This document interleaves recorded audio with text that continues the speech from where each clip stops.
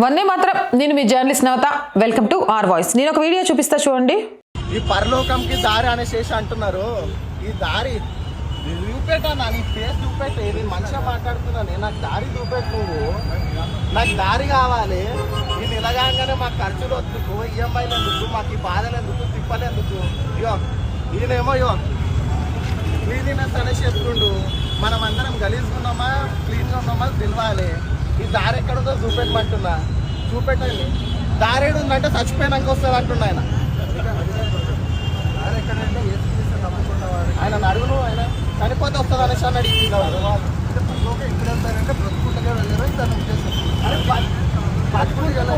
పరలోకం ఎట్లయితుంది? అదే అంటున్నారు. అందుకే చనిపోయిన తర్వాత వెళ్ళేది.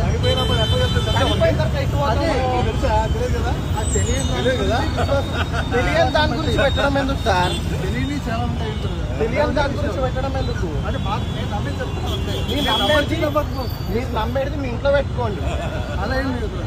మీరు నమ్మేది మీ ఇంట్లో పెట్టుకోండి. ఫ్రీడమ్ ఆఫ్ ఎక్స్ప్రెషనే కదా. మరి నాది కూడా ఎక్స్ప్రెషన్ అన్న. మీ పేరేం పేరు అన్న? సత్యనారాయణ. ఏడ నమ్ముకున్నావు అన్నను? ఏడంటే ఏడ నమ్ముకున్నావు అంటున్నా. ఈ దారి కోనికి నేనా చిన్నప్పుడు ఇంటర్లో ఏడ నమ్ముకున్నావు అన్న? ఎక్కడ పోయి దారి చూసుకున్నావు అంటున్నా. అది ఈ వాక్యాలు విని నేను కూడా మళ్ళీ దారి ఏదో చెప్పన్నా, నేను కూడా పోతాను. అవన్నీ లేవు. దారి ఏదో చెప్పన్నా. దాంట్లో ఉండే దాంట్లో ఉండే నాకు టెన్షన్ అవుతుంది.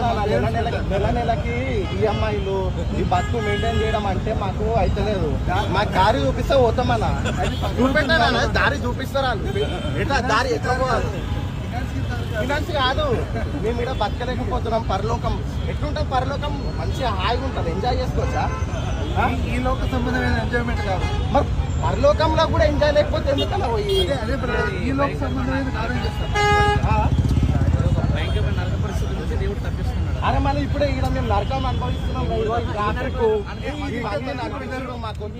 మస్తుంది కదా. ఇది తెలంగాణలో కన్వర్షన్ మాఫియాకి సంబంధించి హిందూ సోదరులు బుద్ధి చెప్పిన వైనం. నిజంగా సెల్యూట్. మీరు అడిగిన ప్రశ్నలు కరెక్ట్.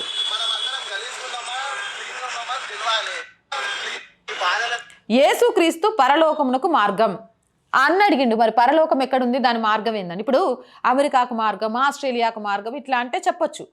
మరి పరలోకానికి మార్గం ఏంటంటే అది చచ్చినాక కనబడుతుందట. చచ్చినాక కనబడే మార్గం కోసం బతికుండంగా అన్వేషించడం ఎందుకు? బతికుండంగా కష్టపడి బతకాలి. మన కుటుంబానికి తిండి పెట్టాలి. పరలోకానికి మంచి మార్గాన్ని ఇస్తాడు. చచ్చినాక నువ్వు చేసిన పాప పుణ్యాల వల్ల నువ్వు స్వర్గానికి పోతావా నరకానికి పోతావా అని ఉంటుంది. అంతేగాని నువ్వు యేసుక్రీస్తుని నమ్ముకొని చెడ్డ పనులు చేస్తే స్వర్గానికి ఏం పోవు. ఎవరిని నమ్ముకొని చెడ్డ పనులు చేసినా నరకానికే పోతారు. గా మాత్రం లేకుండా పరలోకానికి దాడని ఇంకొకటి చూపిస్తా. The blood of Jesus cleaning us from every sin. The blood of Jesus cleaning us from every sin. Yesu ప్రభు రక్తం అట శుద్ధి చేస్తుందట. దేని శుద్ధి చేసిందన్నా? దేన్ని శుద్ధి చేసింది? కొంచెం ఆ రక్తం ఏడుందో చూపిస్తారా? చూపించండి ఏడుందో. దాన్ని తీసుకొచ్చి మీరు ఏడ శుద్ధి చేసిండ్రో.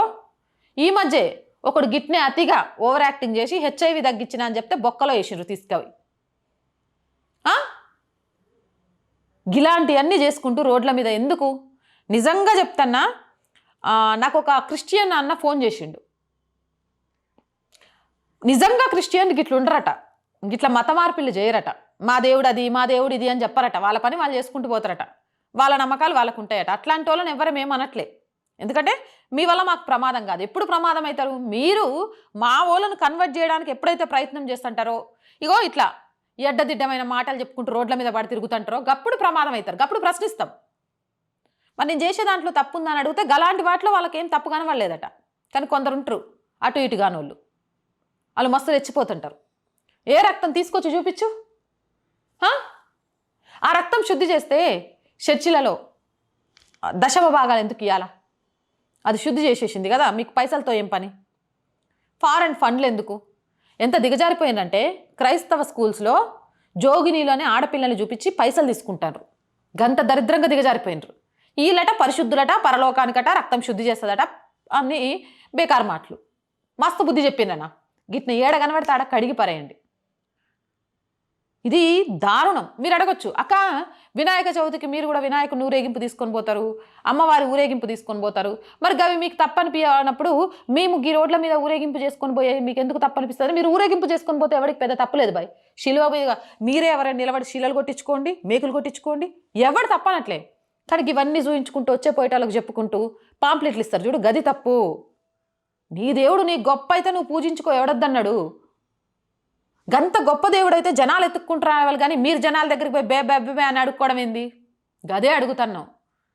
గొప్పది ఏది ఉంటే దాని చుట్టే అందరు తిరుగుతారు. చిన్నప్పుడు మీకు చెప్పలేదా బెల్లం చుట్టూ ఈగలు తిరుగుతాయని? గట్లా ఏది విలువైంది ఉంటే దాని చుట్టూ తిరుగుతుంటారు.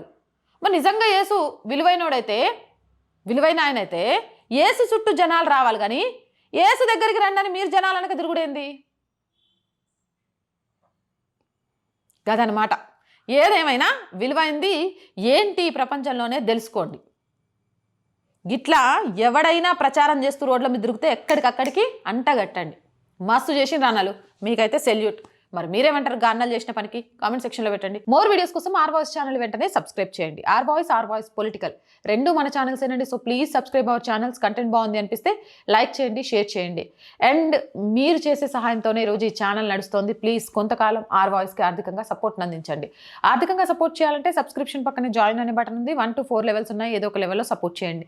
లేదా స్క్రీన్ మీద గూగుల్ పే, ఫోన్పేతో పాటు అకౌంట్ డీటెయిల్స్ ఉన్నాయి. మీకు తోచిన సహాయాన్ని అందించవచ్చు.